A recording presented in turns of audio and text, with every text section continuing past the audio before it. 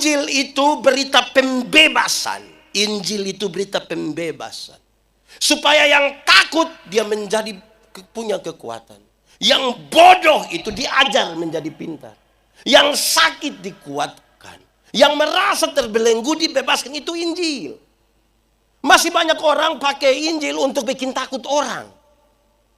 Mau pasca orang bawa film-film neraka putar-putar kasih orang. Orang nonton habis, orang bilang, aduh, pendeta neraka. Hei, saya tidak pusing dengan neraka. Kenapa? Saya masuk surga. Kenapa takut hukuman di neraka? Iya, minimal pendeta mesti tahu. Saya tidak tahu itu tidak apa-apa. Karena kalau saya harus masuk surga, bukan karena ketakutan hukuman di neraka. Saya masuk surga karena Tuhan Yesus mati ganti saya.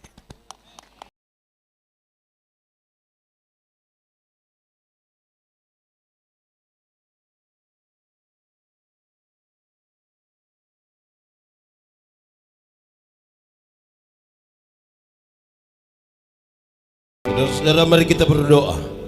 Ya Tuhan Allah, kami mohon kepadamu, kuatkanlah dan teguhkanlah iman kami, supaya waktu di mana kami belajar firman Tuhan, biarlah ini menjadi waktu paling baik bagi kami. Amin.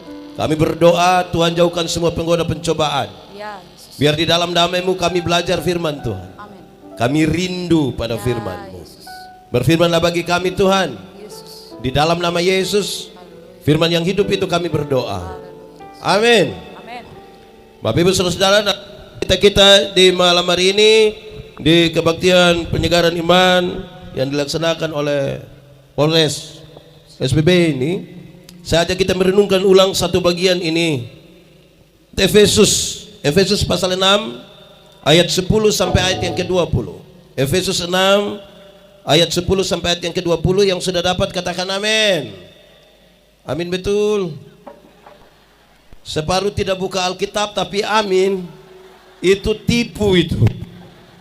Efesus 6 ayat 10 sampai ayat yang kedua. Perlengkapan rohani.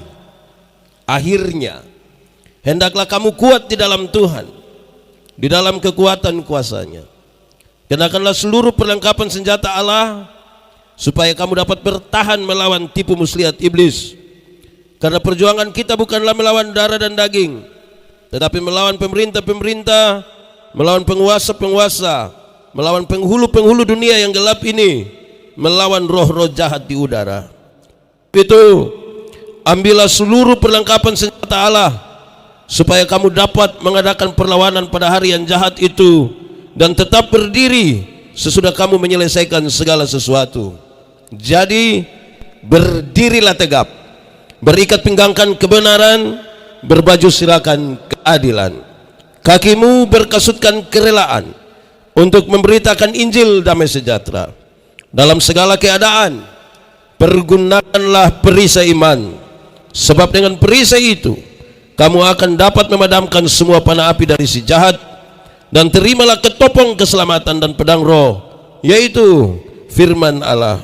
Dalam segala doa dan berdoalah setiap waktu di dalam roh, dan berjaga-jagalah di dalam doamu itu dengan permohonan yang tak putus-putusnya untuk segala orang kudus, juga untuk aku, supaya kepadaku, jika aku membuka mulutku, dikaruniakan perkataan yang benar, agar dengan keberanian aku memberitakan rahasia Injil yang kulayani sebagai utusan yang dipenjarakan.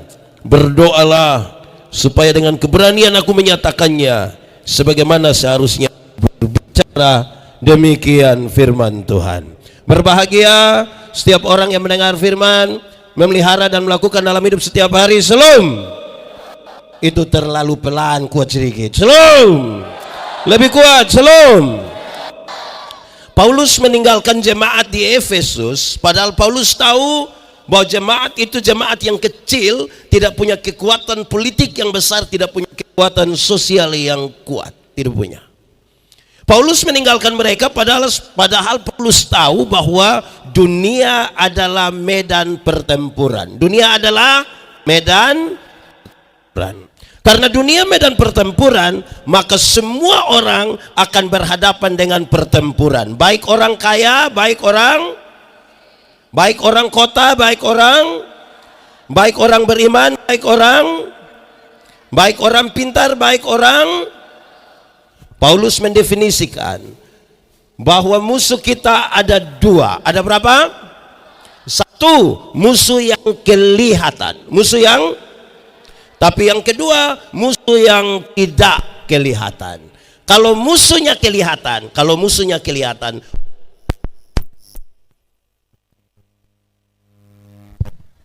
Cek. Kalau musuhnya kelihatan, mungkin agak gampang. Kalau dia datang dari sana, pegang pistol tinggal, kalau pegang panah tinggal, pegang batu tinggal, kalau tidak pegang apa-apa tinggal. Oh, kamu juga tahu itu. Itu kalau musuhnya Lalu bagaimana kalau musuhnya tidak kelihatan? Jemaat, di sini tidak ada jemaat. Ini kursi-kursi saja ini. Lalu bagaimana musuhnya tidak kelihatan? Jemaat, kalau corona itu kelihatan atau tidak? Kalau suanggi kelihatan atau tidak? Kalau suanggi kelihatan atau tidak? Di sini juga ada suanggi. Ada ikut ibadah juga dia. Terlalu lah. Ya. Paulus kasih tahu bahwa kita melawan tipu muslihat iblis. Iblis itu kerja tipu. Jemaat, tipu itu boleh kok tidak? Tipu boleh kok tidak? Kalau untuk kebaikan kita tipu boleh? Siapa yang ajar itu? Ulang, tipu boleh kok tidak? Tipu boleh kok tidak? Kalau untuk kebaikan kita tipu boleh? Tidak boleh. Tidak ada tipu untuk kebaikan. Tipu itu tipu. Satu tipu melahirkan tipu baru. Bapak, kenapa tidak ke gereja? Perasaan dengan pendeta tanya, beliau bilang, saya sakit Pak Pendeta, saya sakit. Ini tipu ini. Kita ketemu dia punya istri, kita bilang, ibu, bilang bapak ada sakit. Karena ibu tidak tahu, ibu bilang tidak. Kita ketemu dia, kita bilang, bapak, mama bilang bapak tidak sakit. Terus beliau bilang begini, sebenarnya saya sakit tapi belum kasih tahu mama. Satu tipu melahirkan tipu. Alkitab bilang, bapak dari segala penipu ialah iblis. Jadi pada waktu kita tipu, kita punya bapak nama. Di sini ada yang dia punya bapak nama begitu? Ada. Terlalu. Jemaat, ada satu anak kecil umur 1,5 tahun baru belajar bicara. Dia punya bapak kepala desa. Ini anak ini yang menarik, setiap kali dia kencing, dia minta dia punya bapak yang kasih kencing. Tapi karena bapak pejabat ini, dia ajar dia punya anak-anak. Kalau ada yang mau kencing, adik kasih tahu. Kalau ada yang mau menyanyi, itu jurus berhasil. Setiap kali ada staff di situ, ini anak datang, papa, yuk, adik mau menyanyi. Dia punya bapak sengaja putar-putar keluar, kasih kencing dia, selesai masalah. Satu saat bapak mamanya tugas ke Jakarta, titip ini anak di dia punya om, Dora. Malam-malam ini anak mau kencing, dia kasih bangun, dia punya om. Yo, adik mau menyanyi. Karena dia punya om tahu. Cek, karena dia punya om tidak tahu, dia pun bilang begini, jangan, ini sudah malam ini.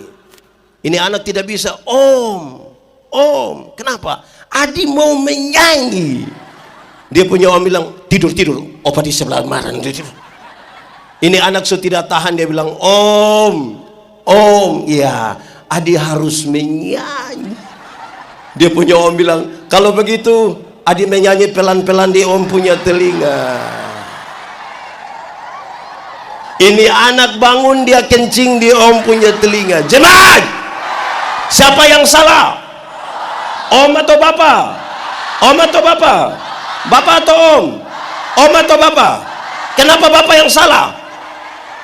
Makanya kalau benar katakan, kalau tidak katakan, ya katakan, tidak katakan, menyanyi katakan, kencing katakan, berani yang kau rubah sedikit, kan kasihan itu om toh. Jemaat, Paulus meninggalkan jemaat, dia pergi ke mana? Masuk penjara. Kemana? Pendeta, dia masuk penjara karena apa? Melakukan kejahatan serius kan? Tidak. Dia bunuh orang? Tidak.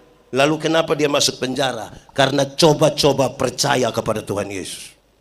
Keputusan percaya kepada Tuhan Yesus, mau mengabarkan tentang Tuhan Yesus, itu yang membuat dia masuk. Ini sebuah kenyataan yang berbeda dengan kerinduan banyak orang percaya. Banyak orang Kristen kira kalau percaya pada Tuhan Yesus tidak ada masalah. Banyak orang pikir kalau percaya pada Tuhan Yesus, kepala sakit sedikit tinggal tunjuk baru bilang dalam nama Yesus. Banyak orang pikir kalau percaya pada Tuhan Yesus, pagi-pagi kalau ada petugas koperasi ke rumah. Di sini kenal petugas koperasi juga? Harian atau mingguan? Kita suruh orang tidak usah datang-datang. Dia pikir kalau pagi-pagi petugas koperasi datang, Tuhan Yesus kasih keliru petugas koperasi supaya ke rumah sebelah. Jemaat, semua percaya Tuhan Yesus? Benar-benar percaya? Amin. Sudah siap masuk penjara? Saya lihat saudara ragu-ragu ini. Percaya Tuhan? Amin. Siap masuk penjara? Tangkap Pak. Jemaat, waktu di dalam penjara itulah Paulus melihat ini serdadu pakai pakaian, pakai perlengkapan dari ujung kaki sampai ujung kepala. Berdasarkan itu dia menasihati jemaat. Dia kasih tahu, jemaat, su tidur ini. Jemaat, dia kasih tahu, walaupun kamu kecil tapi pakailah ikat pinggang yang namanya kebena. Jemaat, tahu ikat pinggang? Ada pakai ikat pinggang? Ada pakai? Tidak pakai. Ikat pinggang itu dipakai untuk, ikat pinggang dipakai untuk kasih kuat celana.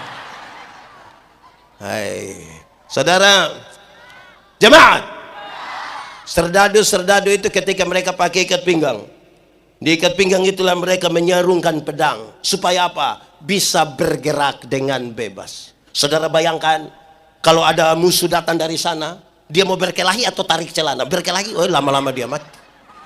Supaya dapat bergerak dengan bebas, dia pakai ikat pinggang, namanya apa?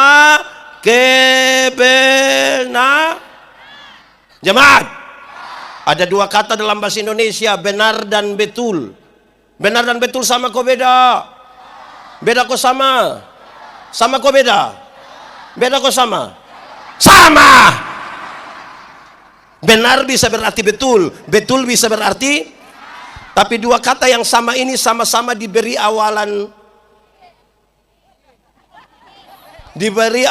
ke dan akhiran an. Benar akan jadi kebenar, betul akan jadi, masih sama artinya?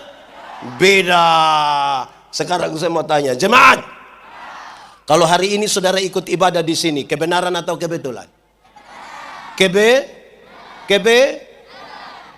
Kebenaran.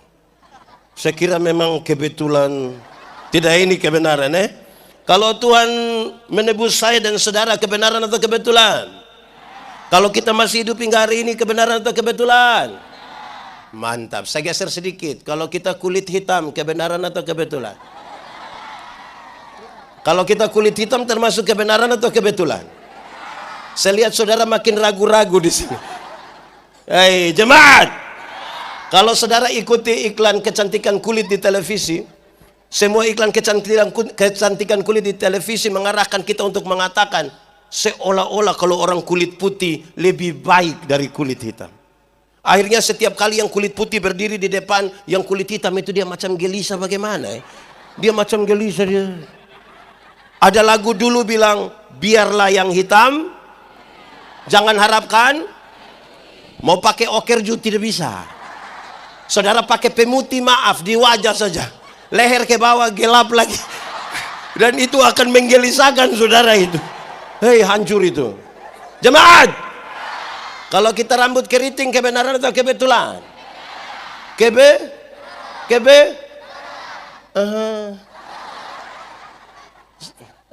Saya berkhotbah dalam banyak acara mendorong budaya positif Valentine. Saya bilang begini, di hari kasih sayang ini, yang paling akan menikmati belayan seorang suami adalah mereka yang rambut keriting, bukan yang rambut lurus.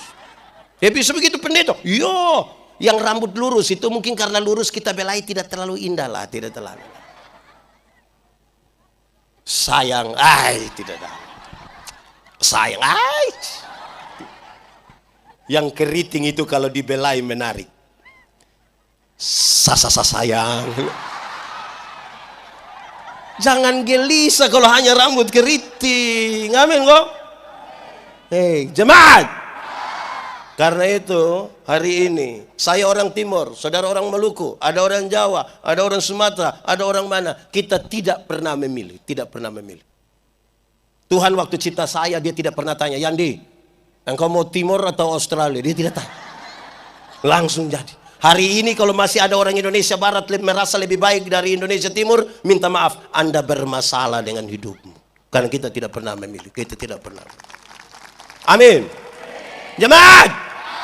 Banyak orang merasa tinggal dalam kebenaran, tapi apakah itu benar? Belum tentu. Kebenaran punya 3 dimensi. Kebenaran punya berapa dimensi?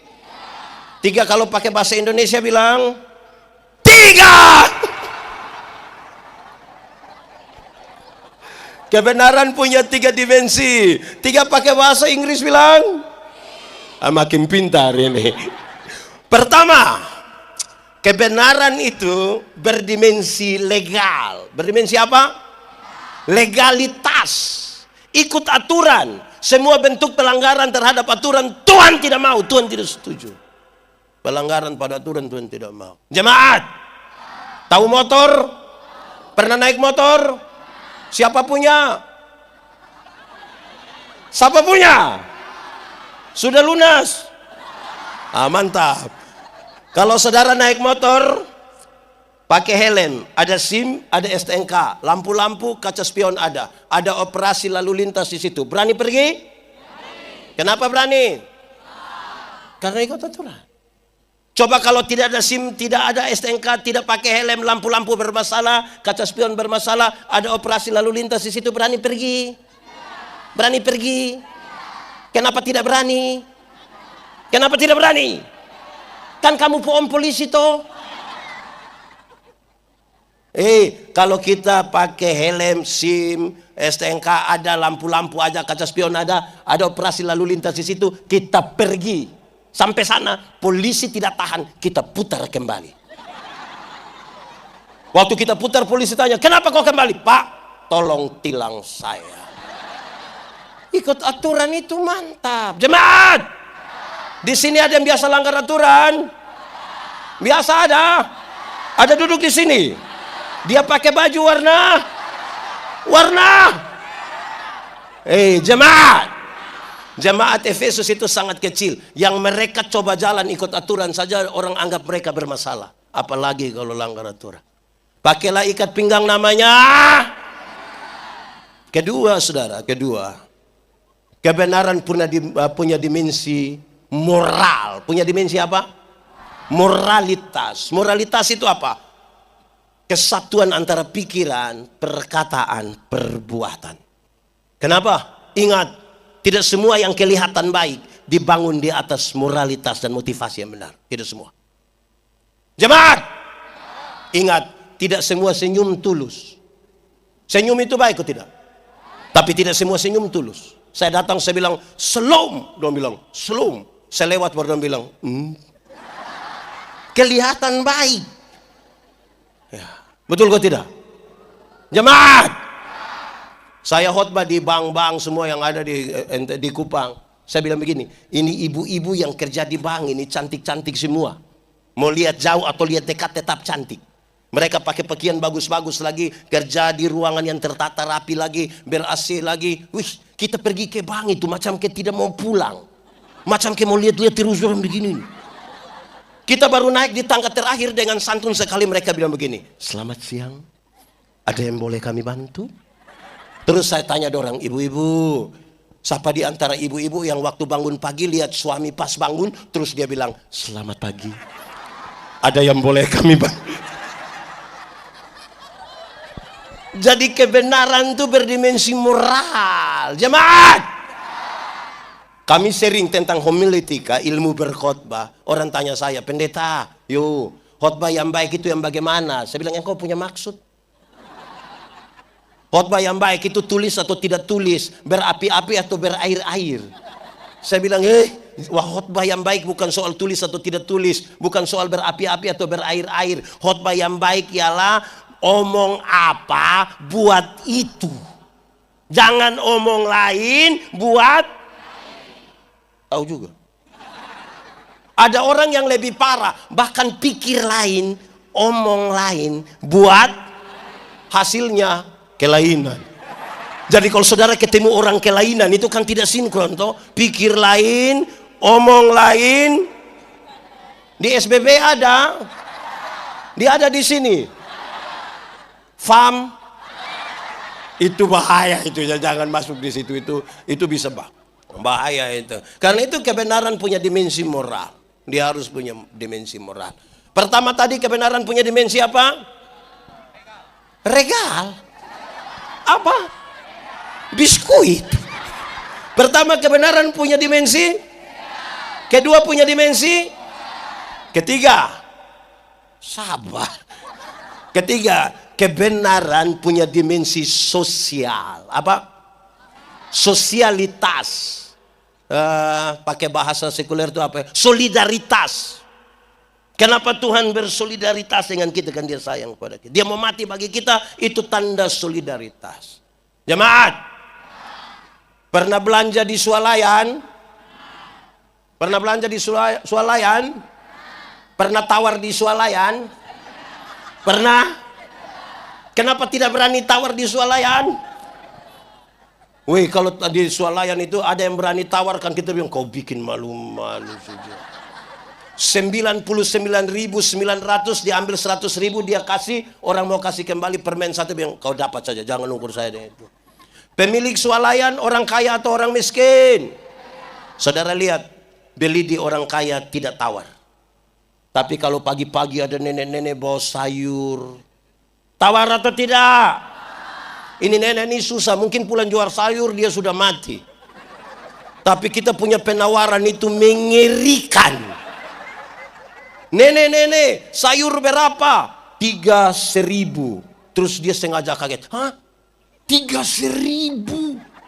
Bisa 9.000? Bayangkan. Tawar sayur 3.000 jadi 9.000. Kadang-kadang tambah satu kalimat di belakang. Bisa 9.000 kah? Nenek dorang tanam sendiri juga. Itu kalau saya yang jual, saya bilang kau bawa gratis. Saya bawa gratis. Tawar sayur 3.000 jadi 9.000. Padahal turun dari Auto Innova. Di tangan kanan ada iPhone. Tangan kiri ada Samsung terbaru. Pakai rantai salib berat 2 kilogram. Tawar sayur 3.000 jadi 9.000 itu durhaka itu. Jemaat, mulai besok tawar sayur terbalik dari itu. Tanya, nenek sayur berapa? 3.000. Maaf nenek, bisa 1.3.000? Kalau bisa tawar sayur 3.000 jadi 1.3.000 hanya 3 kemungkinan. Kemungkinan pertama itu orang punya solidaritas yang kuat sekali, pantas dipuji, pantas ditiru. Tapi kemungkinan yang kedua mungkin makam puji itu. Atau yang ketiga mungkin gila juga. Kita yang tentukan kita ada di bagian mana. Supaya kita jelas kalau mau hidup dalam kebenaran itu 3 dimensi mesti ada. Pertama apa? Apa? 2, 3. Mantap. Pakailah ikat pinggang. Namanya kebenaran.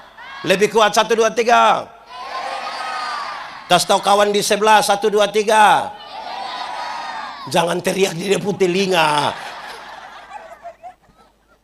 Yang kedua, pakailah baju zirah. Pakailah baju yang namanya Pakailah baju zirah yang namanya keadilan. Paulus menasihat begini. Kebenaran dan keadilan itu tidak bisa dipisahkan. Di mana kebenaran yang 3 dimensi tadi, keadilan mesti ada di situ. Keadilan dan kebenaran itu seperti satu mata uang dengan sisi yang berbeda. Tidak boleh kebenaran jalan sendiri tanpa keadilan. Tidak boleh keadilan berjalan tanpa kebenaran. Keadilan itu dibutuhkan untuk apa? Supaya tuduhan-tuduhan yang dituduhkan kepadamu menjadi palsu. Maksudnya begini. Ini jemaat kecil ini. Ketika mereka beribadah, orang suka bilang begini, tahu itu manusia berdoa beribadah bagaimana itu? Roh apa yang naik di dorong itu? Tidak usah bantah, tidak usah lawan, lakukanlah sesuatu dengan adil. Jemaat, pernah kau tidak mengalami orang omong saudara punama? Pernah? Padahal yang dia omong itu tidak benar. Pernah? Saudara macam mau bunuh dia. Pernah alami itu, enak atau tidak enak? Lalu ketika tidak enak itu apa yang saudara buat? Bikin status. Kadang-kadang dia rasa tidak enak, tidak adil, dia bikin status. Kalau tidak tahu tentang beta, jangan omong ke tahu-tahu. Karena setan suka berteman dengan orang yang tidak tahu. Aduh itu jam begitu. Lakukanlah dengan mari saya pakai contoh. Saya punya bapak, saya sebut bapak kandung. Saya punya istri, punya bapak, saya sebut. Oh. Saya punya bapak, saya sebut. Saya punya istri, punya bapak, saya sebut. Lalu saya angkat 100.000 kasih saya punya bapak kandung. Adil kalau saya ambil 100.000 kasih saya punya bapak mantu. Supaya apa? Sabar.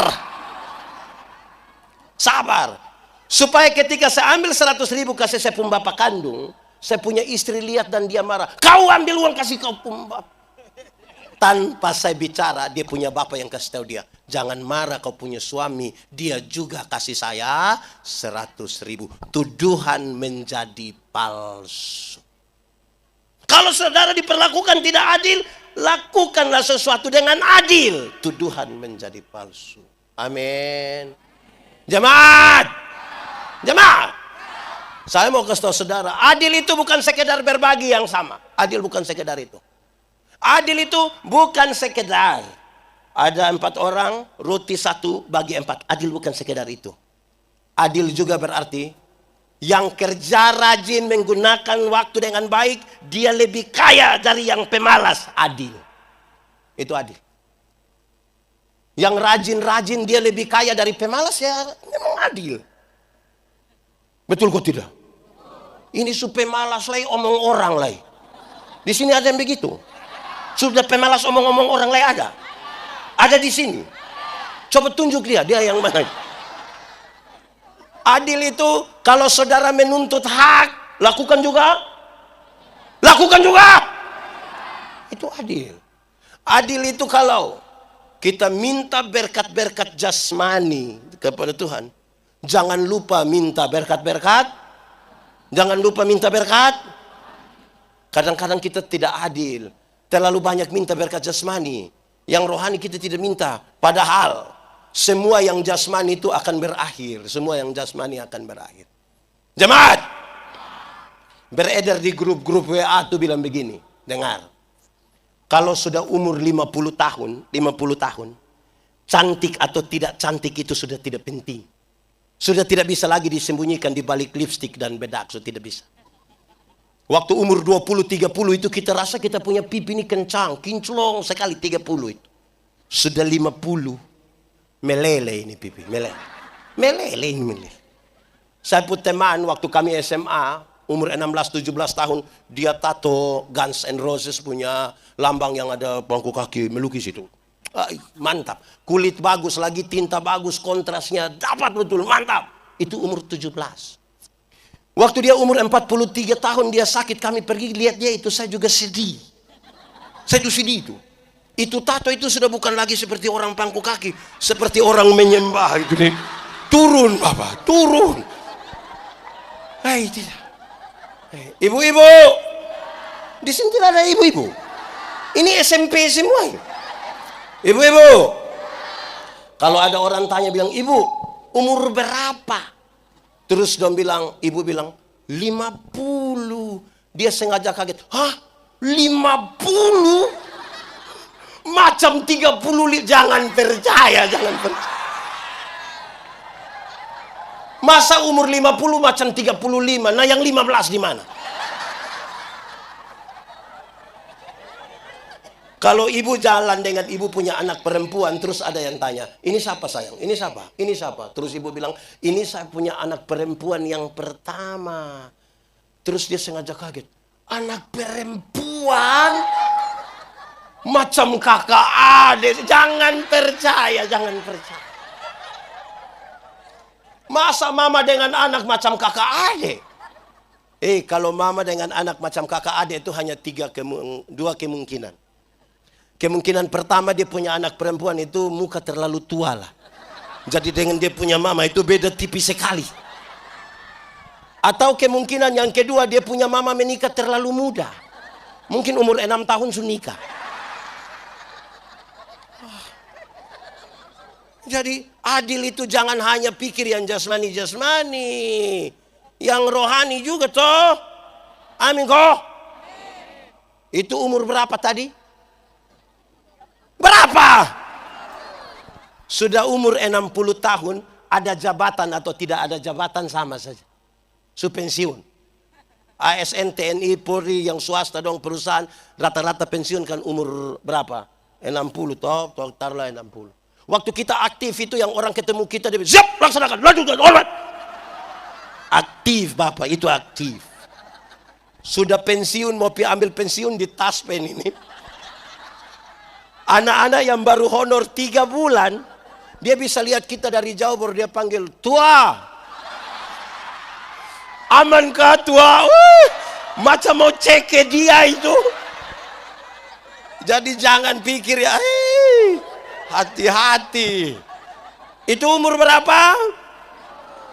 Umur 70 tahun, umur 70 tahun. Rumah besar atau rumah kecil sama saja. Apalagi rumah tingkat. Sudah pakai tongkat mau naik di lantai 2 Mbak. Tidak jadi. Apa yang bisa kita banggakan di situ? Amin kok. Umur 80 tahun, umur 80 tahun, kaya atau miskin pun sama saja. Sama saja. Tidak mungkin lagi beli daging babi 2 kilo makan sendiri, tidak mungkin lah. Kolesterol, asam urat, darah tinggi, jantung, diabetes, gigi tidak ada. Orang lain masih kunyah, kita tidak kunyah. Kita hanya mall saja. Mall begini dia purasa sudah habis. Apa yang bisa kita banggakan? Adil itu jangan hanya cari yang tapi juga cari yang jemaat. Besok pagi masuk gereja kok tidak? Saya tanda Jangan sampai ikut ibadah malam hari ini besok pagi tidak pergi gereja. Iya Oke, adil. Sudah 2. Pertama, ikat pinggang namanya. Baju sirah namanya. Ketiga, pakailah sepatu, pakailah kasut, pakailah alas kaki yang namanya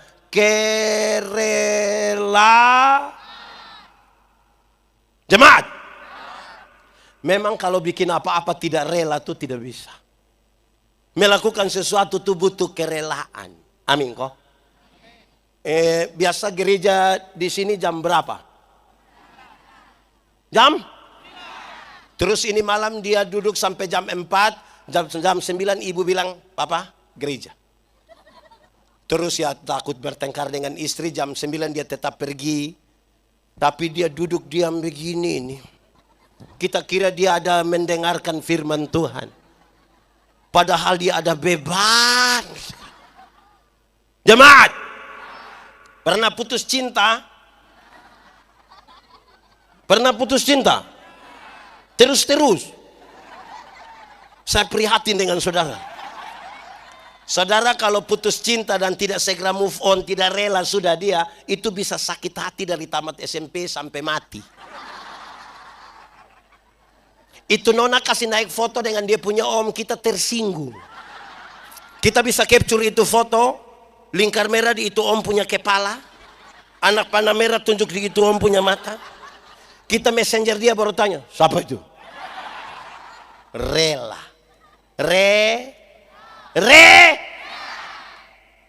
Ini kita punya baju, anggap kita punya baju satu, ini baju terbaik sudah. Ini baju paling baik sudah. Warna merah ini baju paling baik sudah. Di pesta juga itu baju, rumah duka juga itu baju, gereja juga itu baju, acara mana itu baju. Ini baju terbaik ini. Terus pas mau datang acara, keluarga satu dari kampung datang bilang, pinjam dulu itu baju merah. Terus kita pikir-pikir mau tolak, orang tua bilang, kasih, ini engkau pun saudara ini. Besok-besok engkau susah bukan baju yang tolong, tapi saudara yang tolong. Ayo kasih. Saudara bayangkan kalau kita kasih tapi tidak rela. Coba saudara bayang. Pasti kita bilang, ambil ini, itu hari kau tambah 2.000 jadi ambil. Memang melakukan sesuatu butuh Itu serdadu dorang ketika mereka sudah pakai, mereka punya sepatu. Mau masuk lumpur, kau injak duri, kau hutan, kau apa, masuk saja. Kerelaan yang dia maksudkan lebih. Kerelaan untuk memberitakan Injil. Kerelaan untuk memberitakan Injil itu berita pembebasan. Injil itu berita pembebasan. Supaya yang takut dia menjadi punya kekuatan. Yang bodoh itu diajar menjadi pintar. Yang sakit dikuatkan. Yang merasa terbelenggu dibebaskan. Itu Injil. Masih banyak orang pakai Injil untuk bikin takut orang. Mau pasca orang bawa film-film neraka putar-putar kasih orang.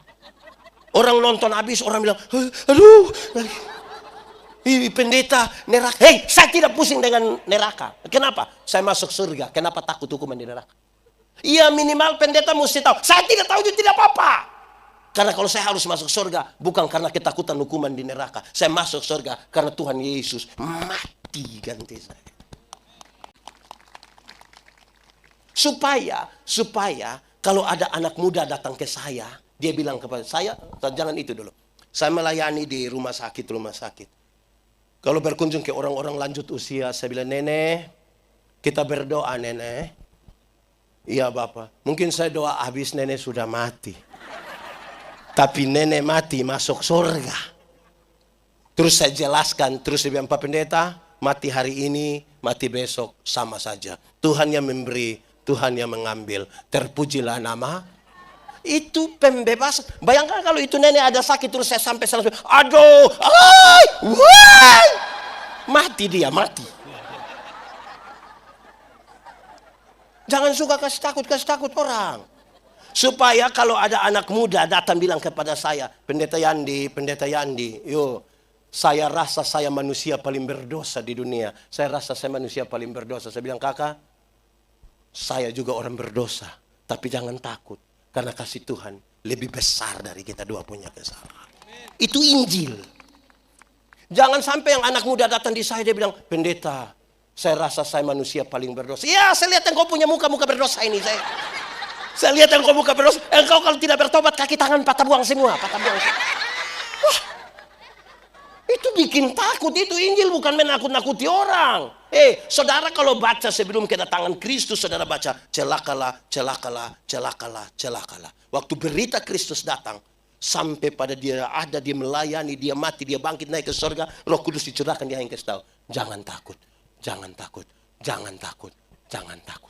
Di sini ada yang biasa kasih takut orang. Ada yang biasa kasih takut orang. Dia ada di sini. Tunjuk. Ibu-ibu, kasih makan anak usia begini gampang kok susah? Kasih makan, umur berapa ini dia? 3 tahun. Kasih makan dia gampang kok susah? Gampang. Kasih makan anak kecil tuh rata-rata susah. Mereka kan lari-lari kan. Dia punya mama ikut. Setengah jam dia punya. Ini anak tidak bisa mengerti orang tua sedikit. Anak umur 2 tahun suruh mengerti dia punya mama yang 38 ini. Aneh sekali. Ibu-ibu. Kalau anak tidak mau makan, kasih tahu dia baik-baik. Adek, makan sayang. Ayo makan, biar sehat. Ayo makan. Ini bukan kasih tahu begitu, dia bilang begini. Makan itu om. Ada itu om juga dah tuh. Ini anak tumbuh dalam ketakutan. Amin kok. Orang tua. Malam-malam kalau anak-anak kecil belum bisa tidur itu, jangan kasih takut-takut dia. Kasih tahu baik-baik kok dia tidur. Adek, ayo bobo, ayo. Biar besok bangun lebih tempo. Ayo sayang, ayo tidur. Adik belum bobo, papa mama bobo duluan nanti. Ayo bobo, ayo adik bobo. Ini anak belum mau tidur, dia punya papa mama sepakat kasih mati lampu. Sudah kasih mati lampu lagi, dia pun bapak keluar dari pintu belakang menuju jendela kamar. Terus dia punya bapak garuk jendela. Dia punya mama sengaja kaget. Om, adek sudah bobo. Ini keluarga tipu-tipu. Di SBB ada. Itu suami istri ada di sini. Tunjuk dia. Aneh saja kita hidup ini. Jemaat. Maksudnya begini. Saya cerita. Saya kalau pergi pelayanan di tempat yang jauh, kalau sendiri, saya malas bawa mobil. Saya suka naik bis kah apa begitu. Satu malam, ini kisah lama sebenarnya, saya mau bercerita ulang. Supaya kalau orang menyampaikan Injil, dia sampaikan dengan rela saja, biasa saja. Saya pulang dari Atambua Kupang itu kira-kira 300 kilo. Kita naik bis itu kira-kira 7 jam. Itu rata-rata bis malam tuh kecepatannya tinggi sekali. Saya pulang pelayanan dari Atambua, saya duduk samping dengan satu laki-laki. Kami dua umur kurang lebih sama lah.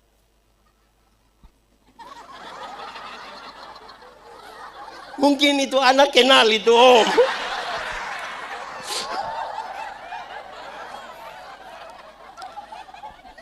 Ini bis lari kencang sekali. Lari terlalu kencang. Terus saya bilang dia, om, kira-kira kalau ini bis lari begini dia terbalik. Kita mati, kita masuk surga kok tidak? Dia bilang lu sembarang. Saya tahu sekarang dia punya masalah. Saya bilang ke dia, om, dulu juga saya takut masuk surga atau tidak. Tapi waktu saya tahu Tuhan Yesus lahir untuk saya. Mati untuk beta. Bangkit untuk beta. Sekarang naik ke surga untuk beta. Beta yakin. Mati dimanapun, kapanpun, dengan cara apapun. Beta yakin pasti masuk surga. Kenapa engkau bisa yakin begitu? Kita bisa buat apa? Kita ini bisa buat apa untuk kita masuk surga? Kalau bukan karena kasih karunia. Amin kok? Injil itu disampaikan dengan rela. Dia bilang, kalau begitu berdoa kasih saya. Kami dua berdoa, bis sementara jalan. Kedua, saya pulang dari satu tempat pelayanan. Itu tempat pelayanan itu tempat yang agak sulit. Itu musim hujan itu anjing saja tak tanam di kaki, tidak bisa. Saya pulang kira-kira jam 6:30 malam menuju satu tempat di Soe. Dari Soe itu 100 km lagi ke Kupang. Saya jalan di daerah perbatasan yang sedikit, itu agak jahat lah. Ada satu nona, tahu nona? Tahu nona? Itu nona rupa-rupanya juga mau ke Soe, dia kerja di Plan International. Waktu mungkin dia takut pulang sendiri, agak gelap, dia butuh ada teman. Dia pakai motor juga. Dia tunggu kalau ada yang lewat dan tiba-tiba dia dengar ada bunyi motor dan itu beta. Pas sampai di dia punya depan begini, mungkin dia takut saya lewat toh. Dia lompat ke tengah jalan, dia bilang, bukan. Dia lompat, dia bilang, Kak. Saya dalam hati, Kak. Ini malam, makanya dia bilang, kalau siang dia bilang, tahu juga. Jadi pas dia sampai, dia bilang, Kak. Saya langsung bilang, iya dek. Biar berimbang toh. Tidak mungkin dia semangat bilang, Kak. Terus saya bilang, omong deng. Kan tidak. Terus pas saya sampai dia bilang, Kak. Saya bilang, iya dek. Terus dia bilang, kakak mau ke Soe? Saya bilang, iya. Bolehkah kita sama-sama? Saya bilang, kenapa tidak? Kami dua sama-sama. Dia pakai dia punya motor, saya di bagian kiri, dia di bagian tengah. 3 kilometer kami jalan, ada orang bawa motor lari cepat sekali. Lewat. Saya tahu dia kaget. Dia kaget sekali. Dia marah. Terus saya bilang begini, Non, orang yang bawa motor begitu itu, kalau dia celaka, kira-kira masuk surga aku tidak? Ini Nona bilang, yang macam begitu itu tidak mungkin itu. Yang macam begitu. Terus saya bilang begini, tapi kalau Nona yang celaka, mati masuk surga kok tidak? Dia bilang, tidak tahu. Kita klaim semua orang tidak masuk, kita sendiri tidak yakin. Saya tahu dia punya masalah. Saya bilang dia, Nona, kakak juga dulu begitu. Kakak takut. Tapi waktu kakak tahu Tuhan lahir untuk beta, bangkit untuk beta, naik ke surga untuk beta, beta yakin. Mati kapanpun, dimanapun, dengan cara apapun, beta yakin pasti masuk surga. Terus dia bilang, sambil di atas motor dia bilang, kenapa kakak bisa yakin begitu? Aduh, kita manusia, ini manusia berdosa. Kita berdosa, tidak mungkin kita masuk surga karena kita, kecuali kalau Tuhan menebus kita. Lantas dia bilang, kakak kalau begitu kakak berdoa kasih beta. Kami dua berdoa di atas motor sambil jalan. Tapi kami dua tidak tutup mata. Berani kami dua tutup mata, kami dua akan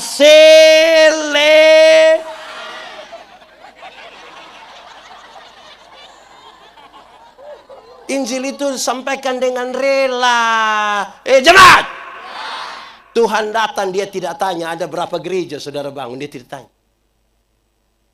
Dia tidak tanya ada berapa ya berapa, dia hanya tanya ada berapa jiwa yang kau mau datang kepada. Amin kok. Jemaat, ada satu waktu Tuhan Yesus pergi ke Gerasa. Di Gerasa dia hanya akan bertemu dengan satu orang yang kerasukan legion. Legion berarti ada roh jahat kira-kira 6.000 di itu orang punya otak. Kita punya teman majelis yang dia punya roh jahat hanya satu, kita pusing. Ini 6.000. Itu orang sangat jahat, bukan saja untuk orang lain, untuk dirinya sendiri pun dia jahat. Bahkan sudah dirantai, taruh dia di kuburan. Ini manusia pantas mati. Tapi Tuhan Yesus tidak datang kepadanya. Waktu Tuhan Yesus turun dan dia lihat, dia bilang begini, hei Yesus anak Allah, apa urusanmu dengan kami? Rupa-rupanya roh jahat juga kenal nama Yesus. Amin kok. Jadi kalau saudara baru saja kenal nama Yesus, tidak lebih dari itu, kita belum lebih dari roh jahat. Terus Alkitab mengatakan, Markus bilang begini, di daerah itu ada penjaga-penjaga babi yang menjaga babi kira-kira 2.000 ekor. Roh jahat ini meminta, biarkan saja kami masuk ke dalam babi-babi itu. Tuhan biarkan, matilah babi-babi itu. Berapa ekor? Orang-orang penjaga babi itu kecewa, mereka kasih tahu orang-orang di kampung datang usir Yesus. Apakah Tuhan Yesus rela membuat orang kehilangan pekerjaan? Jawabannya tidak. Lalu kenapa Tuhan biarkan itu terjadi? Saya mau kasih tahu begini saudara. Dalam struktur budaya Yahudi, babi itu haram. Orang Yahudi tidak makan daging babi. Tidak ada B2 di Yahudi. Tidak ada. Tetapi yang haram ini mereka pelihara 2.000 ekor. Sementara ada 1 jiwa hampir binasa, mereka biarkan. Itu yang Yesus marah. Alangkah lebih baiknya ada 2.000 ekor babi mati daripada ada 1 jiwa binasa. Amin.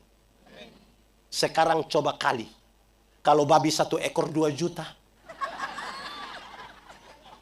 2.000 kali 2 juta, 2.000 kali 2 juta berapa coba? 2.000 kali 2 juta berapa? Berapa coba? 2.000 kali 2 juta? 4M. 4M harga 1 jiwa. Waktu itu dalam konteks itu. Pertanyaan terakhir. Dan siapakah orang gila itu? Orang gila itu kemungkinan besar adalah suamimu. Orang gila itu kemungkinan besar adalah istrimu. Ini banyak suami ini pemalas pergi ke gereja. Betul kok tidak? Misalnya ibadah. Jemaat! Kenapa di KKR malam hari ini mama-mama lebih banyak dari bapak-bapak? Apakah ini mama-mama janda semua? Jemaat, ada suami-suami bilang begini, Kalau kita pergi tanya, Papa, kenapa tidak datang gereja? Dia bilang begini, pendeta, waktu pendeta kasih nikah saya dengan ibu, kami dua telah menjadi satu. Jadi ibu sudah pergi, itu sama dengan... Memangnya kalau ibu sudah makan sama dengan papa makan? Ini ibu-ibu dong juga satu, ini ibu-ibu dong ini.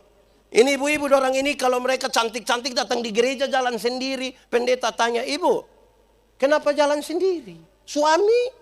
Terus dia bilang, tahu sendiri. Nah ini tanda apa coba? Ini tanda apa? Sudah tahu suami begini, kenapa ambil resiko? Lakukanlah itu dengan jemaat. Ikat pinggang namanya? Baju sirah? Sepatu? Oke, lanjut. Pakailah perisai. Perisai yang namanya imam. Pakailah perisai namanya jemaat. Perisai dulu ada dua. Ada berapa?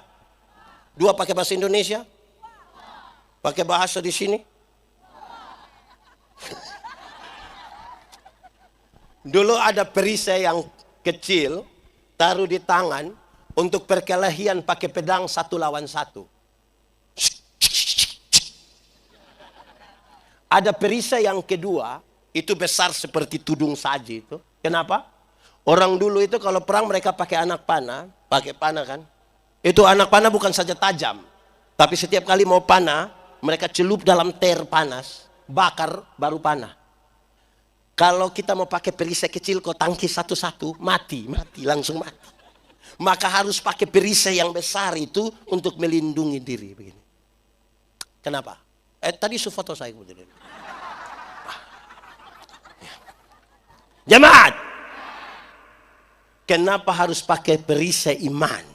Kenapa? Karena ada banyak hal tidak kita duga. Manusia ini dia mut-mutan. Kadang-kadang ini dia datang kalau dia lagi enak-enak. Salam semua, apa kabar? Aduh cantik-cantik, ganteng-ganteng semua. Aduh salam, selamat pagi. Itu kalau dia lagi enak.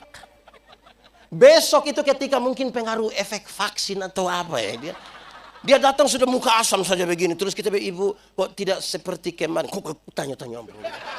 Itu kalau tidak pakai iman, repot. Amin kok. Karena ada banyak masalah. Harus pakai, jemaat sudah mati semua. Harus pakai, jemaat. Hafal, iman ialah. Omong. Iman ialah dasar dari segala sesuatu yang kita harapkan dan bukti dari segala sesuatu yang tidak kita lihat. Mari kita mulai. Dasar, tahu dasar? Dasar itu fondasi. Tahu fondasi? Pernah lihat fondasi? Yang mana? Yang itu. Teori tentang fondasi bilang begini, fondasi kuat, bangunan kuat. Fondasi miring, bangunan. Dia dasar dari apa? Dari yang kita harapkan. Harapan itu apa? Cita-cita masa depan. Idealisme, visi. Saudara mau jadi gubernur Maluku 2000 sekian-sekian? Tidak soal. Saudara mau jadi manusia terkaya se-Indonesia? Tidak soal. Yang ibu-ibu nona-nona mau jadi wanita tercantik CRT.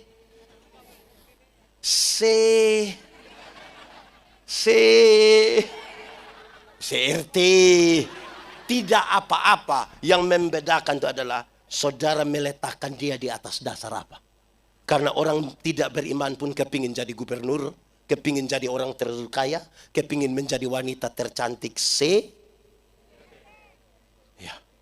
Yang membedakan kita adalah kita taruh di atas dasar apa. Amin kok? Bukti dari yang kita lihat atau tidak lihat? Tidak lihat. Bagaimana menjelaskan? Arsitek, tahu arsitek? Di sini ada arsitek. Dia punya nama? Arsitek itu waktu dia mau bangun, mau gambar sebuah gedung, Dia taruh dulu di dalam kepalanya. Lantai berapa, pintu di mana, jendela di mana, tangga di mana, semua dia taruh di sini. Kelihatan atau tidak? Kelihatan atau tidak? Dari yang tidak kelihatan dia coba gambar pada satu kertas. Kelihatan atau tidak? Mulai kelihatan. Dari gambaran di kertas itu, dorang mulai membangun satu gedung. Amin. Waktu gedung sudah bagus-bagus, kan orang mulai datang foto-foto toh. Ada yang begini, ada yang begini. Pertanyaannya, waktu saudara yang foto-foto di muka gedung baru itu, saudara tahu kekuatan-kekuatan daripada gedung itu? Saudara tahu? Siapa yang paling tahu? Yang menggambar dan yang mengerjakan. Karena itu dia bilang, dalam segala sesuatu, pakailah perisai namanya. Karena kita semua punya masalah. Jemaat! Saudara punya masalah? Punya masalah? Tidak usah omong. Saya lihat yang ini muka masalah semua. Masalah ialah kesenjangan antara harapan dan kenyataan. Harapan menikah dengan dia, ternyata dia nikah dan kita pun teman. Masalah kok tidak? Harapan menikah umur 28, sekarang 36. Masalah. Bangun dia dalam Saudara, salah satu teori tentang menyembah Tuhan dalam roh dan kebenaran, salah satu ya, ada banyak, saya sebut satu dalam konteks ini. Dia mau bilang begini, menyembah Tuhan dalam roh dan kebenaran bukan reaksi emosional, tetapi sebuah respon iman. Ada orang punya suami meninggal, kalau suami meninggal sedih kok tidak? Saya lihat ke ibu-ibu tidak terlalu sedih. Kalau suami meninggal sedih kok tidak? Nah, sedih. Orang yang beriman, dia bertanya, apa yang saya imani tentang kematian? Waktu dia bertanya tentang itu, dia bilang, oh saya imani tentang kematian adalah mati bukan akhir dari segala sesuatu. Mati adalah tempat di mana kita diubah dari tubuh yang dapat binasa ke dalam tubuh yang tidak dapat binasa. Supaya kita dapat hidup bersama-sama dengan Kristus dalam kekekalan di sorga. Berdasarkan respon iman itu dia menyanyi, sabar dalam... Saudara tidak tahu ini lagu? Tidak tahu ini lagu? Nah kenapa suruh saya solo? Sabar. Sabar. Apa?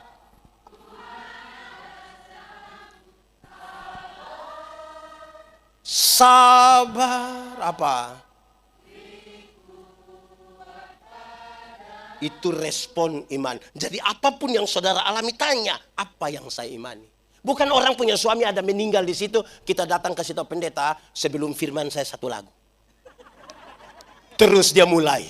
Di dalam doamu, kau sebut nama. Saya paru langsung.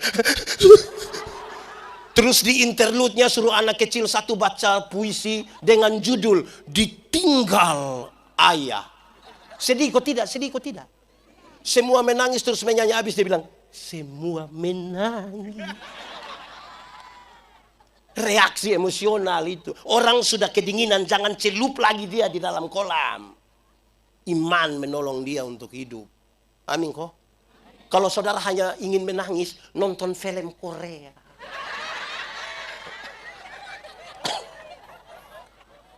Iman. Amin kok. Jemaat.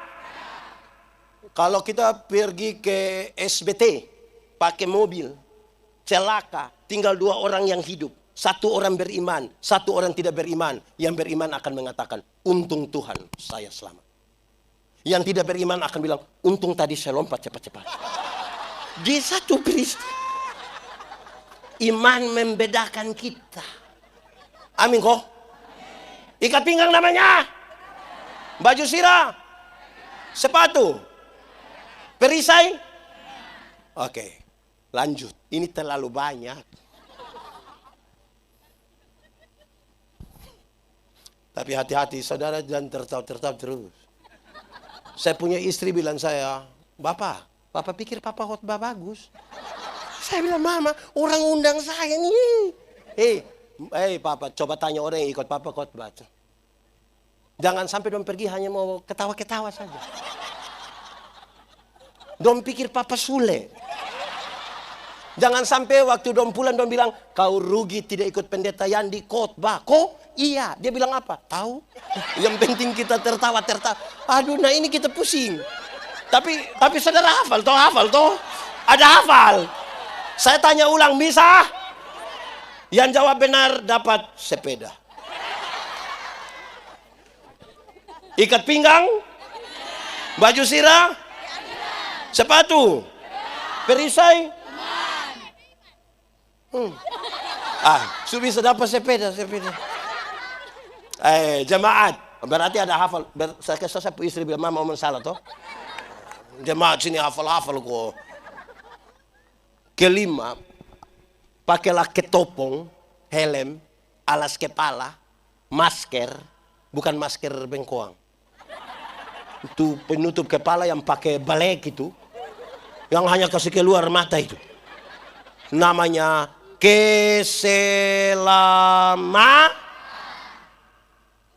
pelindung kepala. Engkau hidup hingga hari ini. Engkau ada dalam kekekalan di sorga. Karena apa? Karena keselamatan yang Tuhan berikan bagimu. Itu. Dia nasihat ini jemaat-jemaat kecil di Efesus. Kamu jangan takut. Kamu masih berdiri hingga hari ini karena Tuhan bekerja. Dia membuat engkau berdiri begini. Pelindung kepala, nama keselamatan. Orang-orang pekabaran Injil suka pakai. Saya kira semua tahu, saya bicara ulang saja. Orang pekabaran Injil suka bilang begini. Dosa itu apa? Dosa itu melanggar kehendak Allah. Betul? Betul kok tidak? Satu hari langgar kehendak Allah berapa kali? Banyak kok sedikit? Bisa hitung kok tidak? Sendiri buat, sendiri tidak bisa hitung. Tapi orang pekabaran Injil bilang begini. Anggap saja satu hari kita buat dosa 3. Berapa? 3 pakai bahasa Inggris?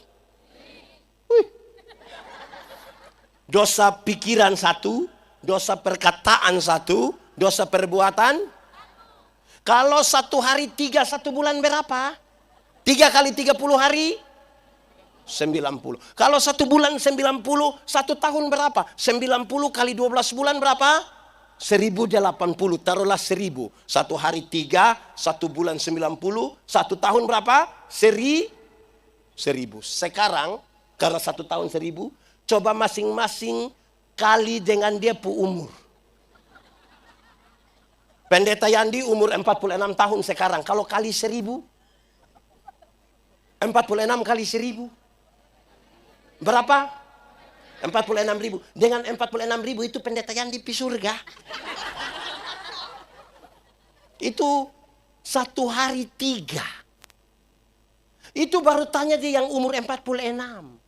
Jangan coba-coba tanya dia yang 50. 60. Ngeri. Itu 1 hari berapa? Apalagi kalau 1 hari tidak bisa hitung. Jadi kalau kita masih ada hingga hari ini. Karena apa? Keselamatan yang Tuhan kasih. Amin kok. Jangan bagaya. Tuhan kasih kita selamat. Amin kok. Oke. Ikat pinggang. Ikat pinggang. Baju sirah. Sepatu. Perisai. Ketopong. 5 hal yang Paulus ajarkan pertama pada jemaat. Itu kelengkapan bertahan. Kelengkapan apa? Jemaat. Suka nonton sepak bola? Real Madrid atau Barca? Barca atau Real? Real atau Barca? Real atau Barca? Yakin Real? Saya mau kasih tahu saudara. Real itu hebat-hebat begitu. Tapi kalau dia hanya bertahan. Itu lawan SBB juga kalah.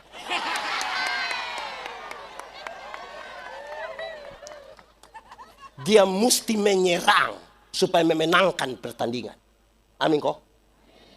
Nah, sekarang dia kasih tahu senjata untuk menyerang. Bertahan terus kalah lah. Betul kok tidak? Tidak kok betul? Atau tidak betul? Nah, dia kasih tahu untuk menyerang. 1, firman. Apa? Firman. Firman itu dia bilang seperti pedang bermata 2. Bermata 2 artinya ke sana dia potong, dia iris ke sana tapi dia iris ke sini.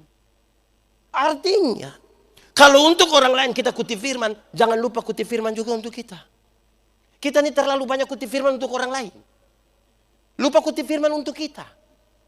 Jangan sampai sebentar saya khotbah habis, ada yang datang bilang, Pak Pendeta, khotbah tadi pas. Terus saya tanya, pas dengan dia, Bapak. Ais dengan Anda tidak pas. Dengan saya firman sampai, dia serong, dia lari ke saya. Jemaat! Orang tua dulu ajar kita bilang begini. Kalau engkau punya pohon nangka, tahu nangka?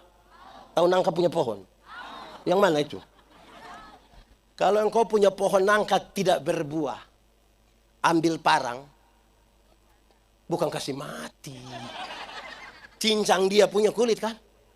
Tahun depan dia berbuah. Betul. Soalnya adalah kita mau disakiti kok tidak. Ini pendeta berkhotbah sedikit tersinggung. Di sini ada yang biasa tersinggung. Dia ada di sini. Yang sedikit-sedikit tersinggung ada. Sedikit-sedikit tersinggung. Sedikit-sedikit tersinggung. Kenapa tersinggung kok sedikit-sedikit?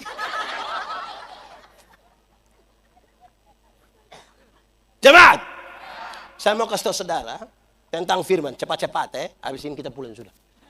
Kami tidak siap makan malam untuk saudara. Dengar, jemaat. Alkitab. Tahu Alkitab? Yang mana? Alkitab tuh kalau mau baca, dia firman itu kalau mau baca, itu dia punya kronologi. Baca Alkitab harus tahu kronologinya. Kronologi Alkitab itu ada 5. Penciptaan, kejatuhan manusia dalam dosa, rencana penyelamatan Allah, kedatangan Kristus, janji untuk hidup yang kekal. Baca Alkitab harus tahu kita baca dia di bagian mana. Sebab sepertinya ada ayat yang saling bertabrakan satu dengan yang lain. Kalau tidak tahu kronologinya kita bisa kasih pesan yang salah. Itu pertama. Kedua, Alkitab itu berisi 2 hal. 1, informasi. Yang kedua, ajaran. Ajaran. Tuhan Yesus punya murid 12. Itu informasi. GPM di sini pilih penatua 13, tidak apa-apa. Jangan sampai waktu kita pilih 13 ada yang datang bilang, kenapa Tuhan Yesus punya 12, kamu 13? Kamu mau lebih dari Tuhan Yesus? Informasi di ajaran harus beda. Ini Abraham pernah tipu kok tidak? Abraham pernah tipu kok tidak? Waktu mau masuk ke negeri itu kan dia kasih tahu dia punya istri. Kalau orang tanya jangan kasih tahu istri. Kasih tahu saja saudara. Itu tipu kok tidak? Informasi bukan ajaran. Jangan sampai bilang, oh Bapak segala bangsa saat. Tidak ada tipu untuk kebaikan. Tadi baru kita omongkan. Ajarannya bilang, jangan berdusta. Karena itu yang ajaran bilang, hendaklah. Janganlah. Salomo punya istri 700, tambah gundik 300. Berarti 700 tambah 300. Berapa? 700 tambah 300. Wih, istri 1000 ini. Saya yakin nama separuh dia tidak kenal. Itu sudah lewat baru dia bilang, nama siapa dulu? Kalau satu hari dia dengan satu istri, dia butuh kurang lebih 3 tahun baru sampai kembali di istri pertama. Itu dia sampai sudah pemilu.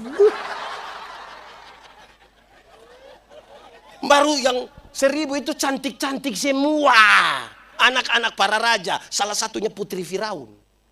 Nona gagah-gagah semua. Bukan macam ke dari. Ini cantik-cantik semua. Tapi kalau Alkitab bilang Salomo punya istri 700, ini gundik 300. Itu informasi, bukan ajaran. Jangan sampai tanggal dia mau nikah 2 dia bilang, kenapa Salomo bisa 700? Saya baru mau 2 kamu protes lagi. Baca firman harus pada tempatnya, kalau tidak bermasalah. Jemaat! Yang sudah baca habis Alkitab angkat tangan. Angkat tangan, ini bukan todong. Ini orang tidak baca habis Alkitab, tapi orang punya story dan baca kasih habis.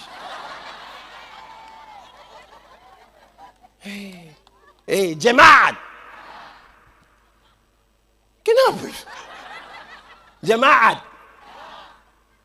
Alkitab itu tebal begitu, tapi kalau satu hari kita baca 4 pasal sampai 8 pasal, 4 sampai 8, cukup 4 bulan kita baca kasih habis. Berapa bulan? 4 bulan cepat atau lama? Lama atau cepat? Cepat atau lama? Lama atau cepat? Kalau kita umur hanya 4 bulan cepat kok lama? Kalau kita umur hanya 4 bulan cepat kok lama? Cepat kok lama? Tapi kalau cepat kok lama? Kalau kita tahan lapar 4 bulan cepat atau lama? Jadi yang benar 4 bulan cepat atau lama? Lama atau cepat? Tergantung situasinya. 2 minggu cepat atau lama?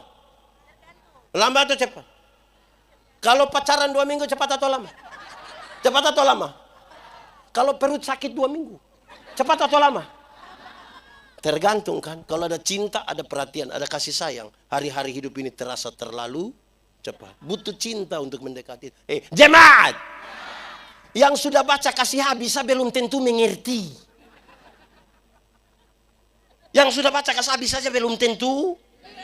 Apalagi Tidak baca. saudara-saudara, itu serius. Saya bilang senjata pertama itu firman. Amin kok. Firman-Mu.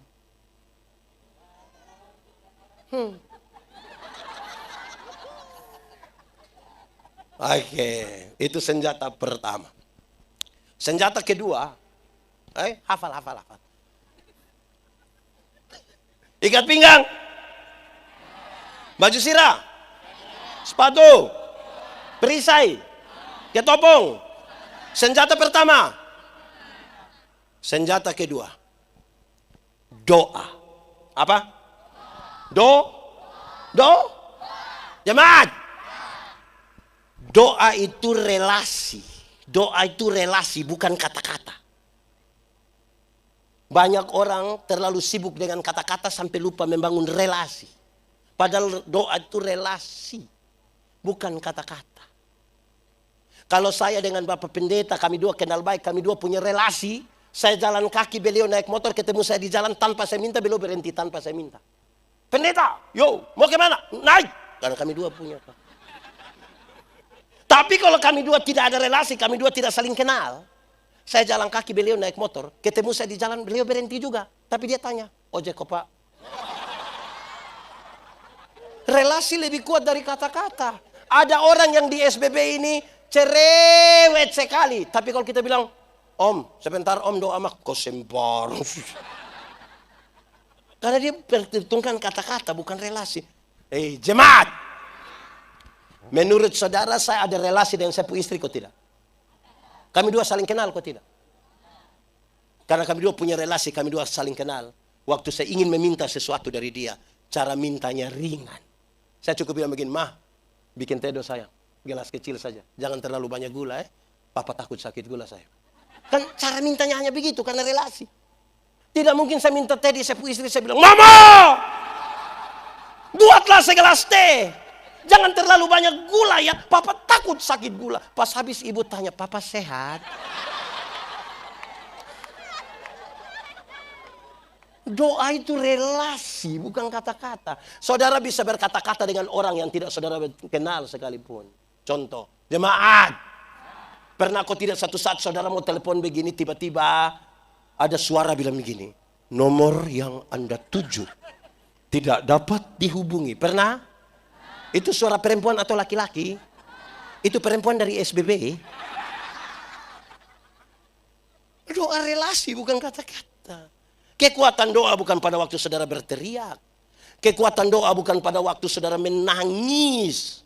Kekuatan doa itu adalah kekuatan di mana saudara sungguh-sungguh, sabar dimainin bareng. Kekuatan doa itu adalah saat dimana saudara sungguh-sungguh melepaskan beban. Banyak orang sungguh-sungguh menangis, sungguh-sungguh berteriak, tapi tidak sungguh-sungguh melepaskan beban. Harusnya ketika saudara berdoa sebelum Tuhan, saya punya beban. Tuhan, terima ini beban. Aturlah menurut. Terima. Aturlah menurut. Jadilah kepadaku seperti apa yang kau mau. Amin kok. Kasihkan balik. Iya, karena hanya Tuhan yang bisa. Iya.